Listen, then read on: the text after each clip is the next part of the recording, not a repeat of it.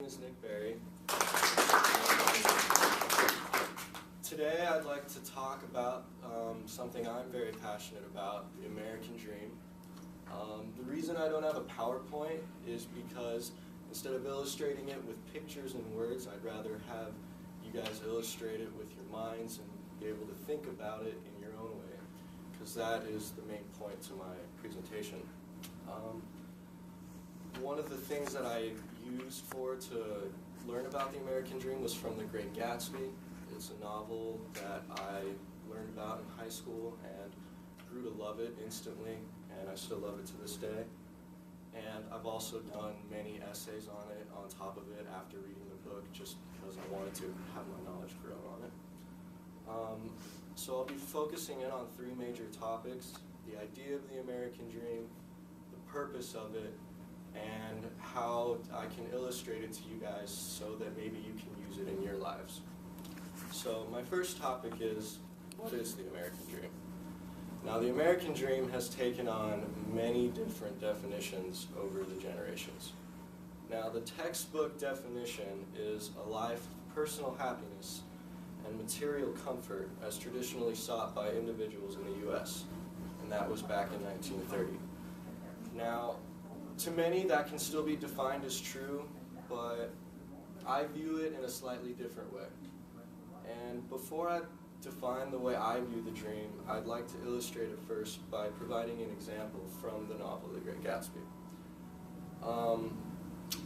Now, the main character, Jay Gatsby, is a very rich entrepreneur who throws many extravagant parties on Saturdays in the most elegant forms to attract everyone. And while everyone's idea is that he's trying to acquire the most friends and the utmost popularity and fame, his real motive is to have the girl that he's loved his entire life show up to his house so that he can one day bring up the courage to come talk to her, and her name was Daisy.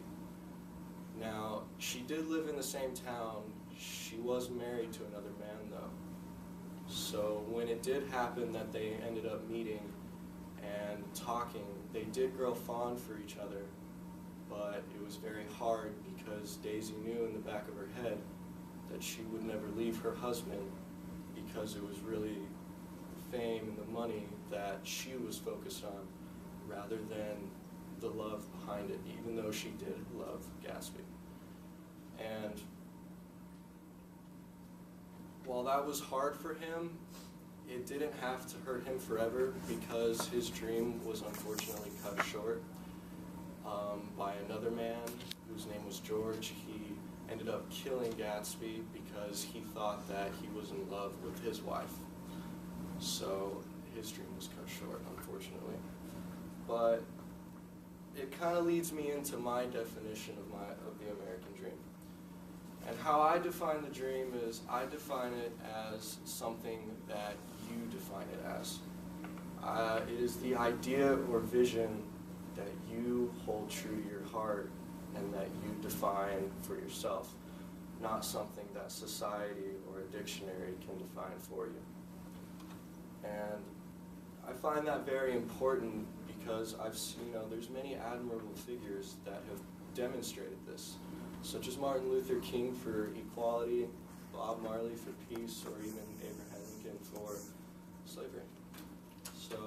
But that doesn't say that you have to be famous or in high power to achieve your dreams, because it can be determined, it can be defined in any way you want. That's the whole point behind it. And it also depends on how you choose to pursue your dream. So now that brings it to, how can you use the dream in your lives? And again, that all depends on how you define your own American dream. And this can be anything you want, anything that you set your mind to. It can be being a doctor to help other kids or other patients, becoming a teacher because you love helping kids, or because you love what you do and teach it on a daily basis. The possibilities are forever endless for it. And you set the standards for your goals. You set the goals, you set your own expectations for your dreams so that you can achieve them in your own way. The standards do not have to be set by anyone else. But one thing that does take in order to do it is a positive motivation. And that takes positive motivation from inside yourself, that you need to believe in yourself, that you can do it. And that is really important, and you just need to be able to feel that. And, you know, these are some of the important reasons why I think the American dream is important, because, you know, not only is it just transferred in a dictionary as a textbook definition, but I feel that it would be really, you know, important for everyone to have a knowledge of the American dream and understand that it can be used in anyone's lives, no matter the situation or the circumstances.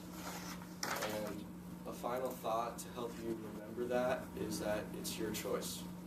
It's your choice and no one else's. And that is the end of my speech. Are there any questions?